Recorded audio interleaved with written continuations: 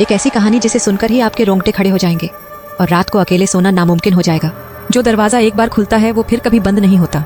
रात के ठीक 3:15 बजे थी। घड़ी की सुइयां अजीब तरह से धीमी हो रही थीं, जैसे समय खुद रुकने की कोशिश कर रहा हो।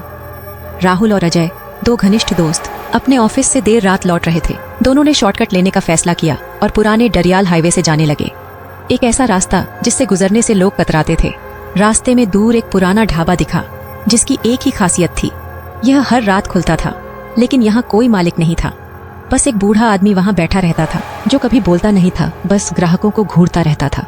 राहुल और अजय ने गाड़ी रोकी और कुछ खाने का सोचा, लेकिन जैसे ही वे गाड़ी से उतरे, बूढ़े आदमी ने अपनी कांपती आवाज में कहा, दरवाजा मत खोलना वरना वो तुम्हें देख लेगा। कौन? राहुल ने हंसते हुए पूछा।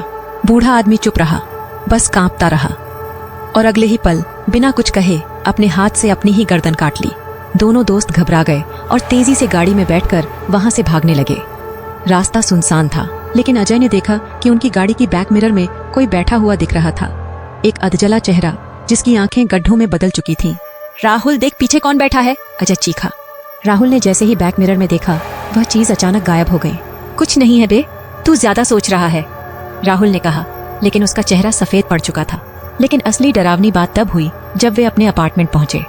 जैसे ही राहुल ने अपने घर का दरवाजा खोला, उसके शरीर की पूरी त्वचा जलने लगी और वह जमीन पर गिर गया चीखता हुआ। अजय डर के मारे भागा और सीढ़ियों से नीचे कूद गया।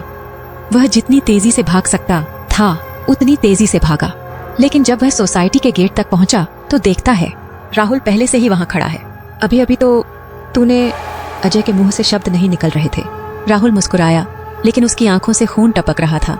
उसने धीरे से कहा, तूने दरवाजा खोला था ना? और फिर? दरवाजे के पीछे से किसी ने अजय के कंधे पर हाथ रख दिया। क्या हुआ अजय के साथ? राहुल कौन था? और सबसे बड़ी बात, वो दरवाजा किसके लिए खुला था? कभी भी आधी रात को अनजान दरवाजा मत खोलना, वरना हो सकता है कोई तुम्हें देख रहा हो। अगर आपको ये कहानी पसंद आई हो तो लाइक और सब्सक्राइब जरूर करें।